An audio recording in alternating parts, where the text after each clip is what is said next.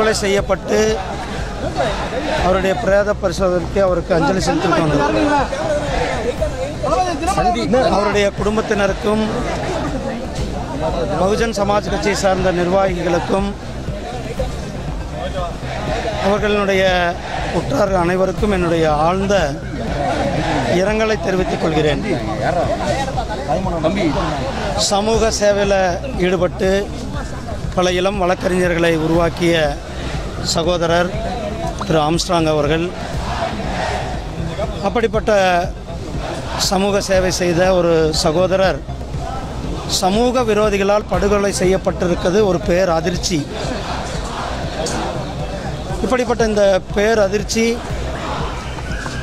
தமிழகத்தினுடைய சட்டம் ஒழுங்கை, தமிழக அரசாங்கம், ஒரு மாநில தலைவர், ஒரு தேசிய கட்சியினுடைய ஒரு மாநில தலைவருடைய உயிருக்கே பாதுகாப்பில்லாத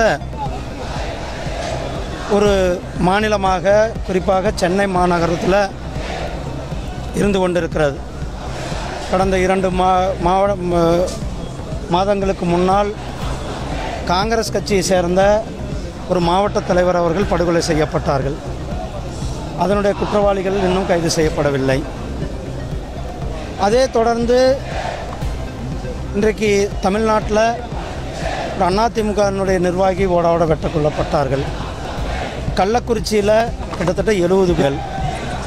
இன்றைக்கு ஒரு தேசிய கட்சியினுடைய மாநில தலைவருக்கே பாதுகாப்பு இல்லை, அவர் படுகொலை செய்யப்பட்டிருக்கிறது தமிழக அரசாங்கத்தினுடைய தோல்வியை காட்டுகிறது. திமுக அரசாங்கம், திரு ஸ்டாலின் அரசாங்கத்தினுடைய தோல்வியை காட்டுகிறது. சட்டம் ஒழுங்கு சிறிது கூட தமிழ்நாட்டில் இல்லாத சூழ்நிலை தான் இருந்து கொண்டிருக்கிறது. சட்டம் ஒழுங்கை தன் கையில் வைத்திருக்கிற முதலமைச்சர் இதற்கெல்லாம் பொறுப்பேற்க வேண்டும். ஒரு கட்சியினுடைய மாநில தலைவரை கட்சி பணி செய்ய முடியாமல் பாதுகாப்பற்ற சூழ்நிலை, சமூக விரோதிகளால் படுகொலை செய்யப்படுகின்ற சம்பவம் நம்ம தமிழ்நாட்டில் சென்னையில் தான் நடந்திருக்கு. இது மிகவும் வன்மையாக கண்டிக்கத்தக்கது. திரு ஆம்ஸ்ட்ராங் அவர்களை இழந்து வாடுகின்ற அவர்களுடைய குடும்பத்தினருக்கு என்னுடைய ஆழ்ந்த இரங்கலை தெரிவித்தார். தமிழக முதலமைச்சர் இதற்கு பொறுப்பேற்று பதவி விலகணும்னு பகுஜன் சமாஜ்வாதி கட்சியை சார்ந்த உறுப்பினர்கள் கோரிக்கை வைக்கிறாங்க. பாஜக இந்த விடயத்தை எப்படி பார்க்குது? நானும் அதே தான் சொன்னேன். தமிழக முதலமைச்சர் அவர்கள் இதற்கு முழு பொறுப்பேற்க வேண்டும் என்று தான் நானும் என்னுடைய பேச்சில் சொன்னேன். தொடர்ச்சியாக திமுக ஆட்சி வந்ததுக்கு பிறகு 4000 கொலைகள் நடைபெற்றிருப்பதாக கொள்கை விளக்க குறிப்பிலே குறிப்பிட்டிருக்காங்க. இப்பொழுது ஒரு அரசியல் கட்சி தலைவருக்கு இந்த நிலைமை என்றால் மற்றவர்களுக்கு எப்படி இருக்கும்? பொதுவாக இந்த தலித் பார்ட்டி தலைவர்களுக்கு தொடர்ந்து நடைபெறக்கூடிய இந்த பிரச்சனையை எப்படி பார்க்குறீங்க? நீங்கள் ஒரு ஆணையத்துடைய தலைவரெல்லாம் இருந்திருக்கீங்க, இதையும் எப்படி அணுகிறீங்க? நான் தலித் பார்ட்டின்றதை தாண்டியும் கூட இது தமிழக அரசாங்கத்தினுடைய கையாளாகத்தனம்.